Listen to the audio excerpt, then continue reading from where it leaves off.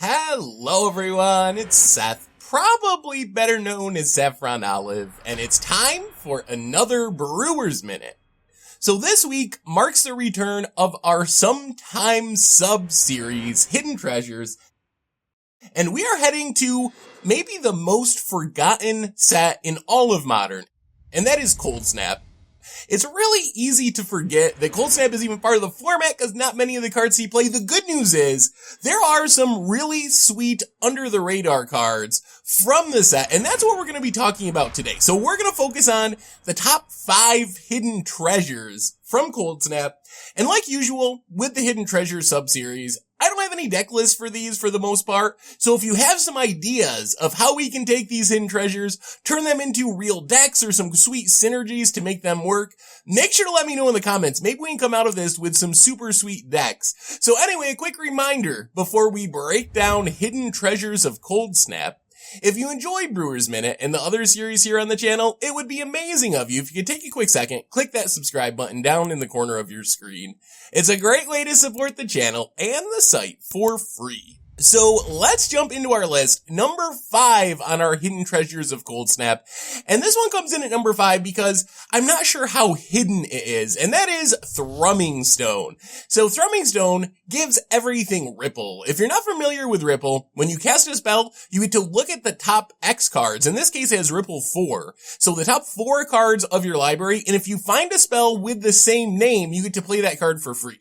So Therming Stone, the reason it's not that hidden is it's got some very janky but somewhat well-known combos with it. The easiest way to break Therming Stone are cards like Relentless Rats, cards like Shadowborn Apostle. If you just play a bunch of Shadowborn Apostles or Relentless Rats in your deck, and then you cast one of them with a Therming Stone out, chances are you're just going to hit all of them in your deck. You just ripple into ripple into ripple, end up with a huge board full of Shadowborn Apostles that you can sack to get a Grizzlebrand or a Runescar Demon, or a whole bunch of huge Relentless Rats. So the combo's simple. The thing is, for a really powerful combo, I mean, all you need to do to win the game with Therming Stone is cast a 5-mana spell and cast a 1-mana Shadowborn Apostle, and that should win you the game.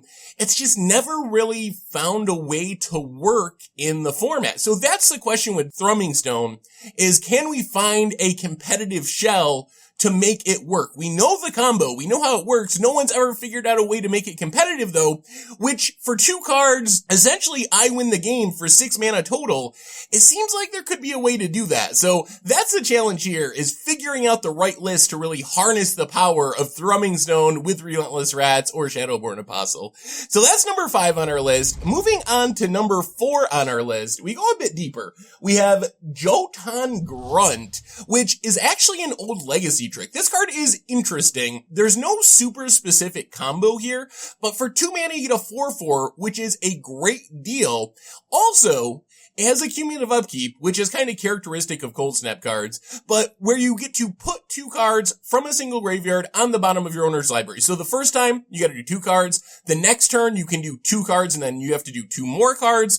So the thing with this is, not only is it a big beater, but in Modern right now, there's a lot of decks that use the graveyard. If you think even Death Shadow decks, Snapcaster decks, various Delver decks are pretty graveyard heavy, Dredge decks, various Reanimator decks, there's a lot of decks that are stocking their graveyard. People are playing tons of Mishra's Baubles and so forth just to get cards in their graveyard for free. So Jotun Grunt not only gives a deck like Death and Taxes maybe a big beater, or even just like some sort of mono-white beatdown deck, Soldiers, etc., but it also naturally hates on the graveyard the cumulative upkeep, which kind of looks like a downside, and in some matchups can actually be a major upside in getting cards out of the graveyard that the opponent was going to use for value. So I think people have just forgotten about it, but with the way the Modern format looks right now, it might be time for Jotun Grunt to make a return and kind of shine in the Modern format. So that's number 4 on our list. Next up, number 3 on our list, we have another white card. That is Wall of Shards. And Wall of Shards is actually a little bit reminiscent of Jotun Grunt in the sense that it's a cumulative upkeep card, but it's a cumulative upkeep that we might be able to turn into our favor to be able to turn it into an advantage rather than being a drawback where we have to pay this extra cost every turn. So Wall of Shards, you get a 1/8 for 2 mana. Of course it has Defender, but it does have flying, so it's like the ultimate blocker for 2 mana. And the cumulative upkeep is that your opponent gets to gain a life. So first turn 1 life, next turn 2 life, next turn 3 life. So your opponent's going to gain a bunch of life. The cool thing here is I think there's 2 different things that we can do with Wall of Shards potentially. First off, it forms a combo with something like Tainted Remedy. If you want to just play Tainted Remedy, play Wall of Shards when your opponent gains life, instead they're losing life. So you can just kill your opponent by playing Wall of Shards and draining your opponent out of the game. So that's one option, is to go the combo route. The other possibility is to just use Wall of Shards as this awesome defender blocker to stay alive in a deck that isn't going to win with damage. So if you're trying to win with, let's say, Approach the Second Sun in Modern, Wall of Shards is going to block everything. Tarmogoyfs, Reality Smashers, comes down on turn 2, nice and easy. It's hard to kill by non-fatal push, non-path to exile stuff. You're not going to lightning bolt it to death. So it lives forever. Yes, the opponent's gaining life, but what do we care if the opponent's gaining life if we're going to approach the Second Suns then?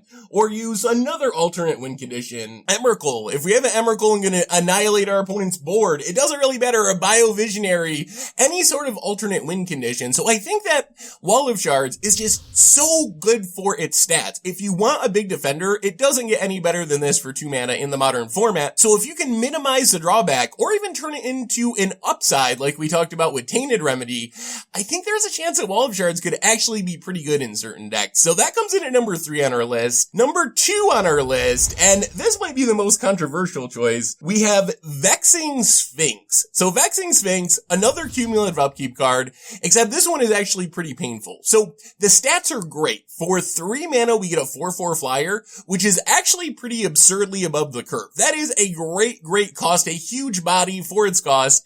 The downside is the cumulative upkeep is to discard a card. So 1 card the first turn, 2 the next turn, 3 the next turn. The upside is we do get to draw some cards when it goes to the graveyard, 1 for each age counter, but it doesn't really add up. If you think about how cumulative upkeep works, we're not getting all of our card backs. The reason I'm kind of exciting for Vanquishing Sphinx is it's a Sphinx, and we just got Unesh, Cairo Sphinx Sovereign, printed in Hour of Devastation, and if we have an Unesh deck, let's say we're reanimating Unesh maybe to get it on the battlefield a little bit cheaper, Vanquishing Sphinx is going to just be 2 blue mana, and even if we never play the cumulative upkeep cost, it turns into essentially a 2 mana Factor Fiction, or almost Factor Fiction. 2 mana to get a 4-card Factor Fiction is an insanely good deal, and if we want to keep Vanquishing Sphinx around, the fact that we're Factor Fictioning into more Sphinxes, into more Vanquishing Sphinxes, means we can afford to discard cards and be beating down with this huge 4/4 for just 2 mana if we have the Unesh reducing the cost. So I'm really excited about some sort of janky Unesh Sphinx, Vanquishing Sphinx deck, because that's the challenge with Unesh, is finding the right support cards. It's a powerful effect. The Factor Fiction ability is absolutely very powerful. There's no doubt about that. The challenge is finding the right Sphinx support, and there's not a lot of cheap Sphinxes. So I think it's worth looking at something like Vanquishing Sphinx as just a really powerful card draw engine in an Unesh deck. So that comes in at number 2, thanks to its potential power with Unesh. Coming in at number 1 on our list, and this card is super spicy, we have Tamanoah, and Tamanoah is one of the more interesting and unique effects we've had in all of Modern, really. So it's Naya colors, 3 mana, you get a 2/4, which is actually kind of a big deal. Dodges Lightning Bolt, dodges Fatal Push without Revolt, so it does dodge some bit of removal. And then whenever a non-creature source we control deals damage, we gain that much life. So on one hand, this looks a little bit like a more expensive Naya colored version of Soulfire Grandmaster, but there's a really huge difference here. And that is that Tamanoah triggers on any non-creature source. Any non-creature source, not just instants and sorceries like Soulfire Grandmaster. So this means we can do things like play Tamanoah, play a Sanguine Bond, and all we need to do is have a mana base full of pain lands, and whenever we tap a pain land, we're not only gaining that life back so our pain lands are free, but we're draining our opponent with Sanguine Bond. So there's great synergies there. There's also like Pyrohemia to drain out the opponent, so we can go spicy there. We could play Tamanoah with Blasphemous Axe and Anger the Gods, maybe throw in Spite Mares and Boros Reckoners to just have this crazy life gain, life drain, burn our opponent out of the game with random burns burn spells while we gain tons of life combo.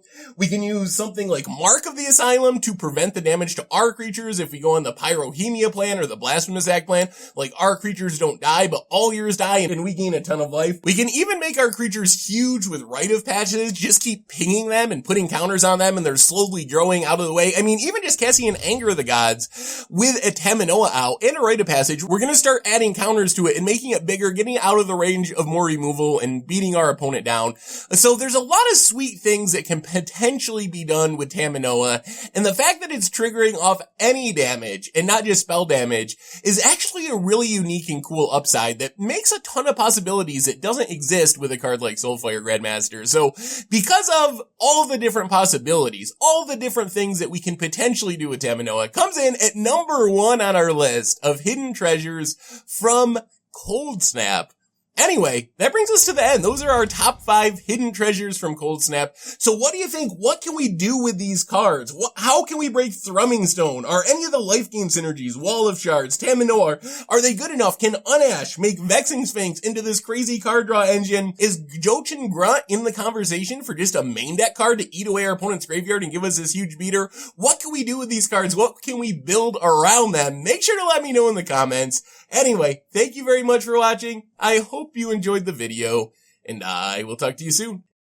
Thanks for watching the video. If you enjoyed it, help us out by clicking that like button down below. And to keep up on all the latest and greatest, click that subscribe button. And don't forget to hit that bell icon to get alerts whenever we have new videos. And if you want to, check out some of our other sweet videos here and here.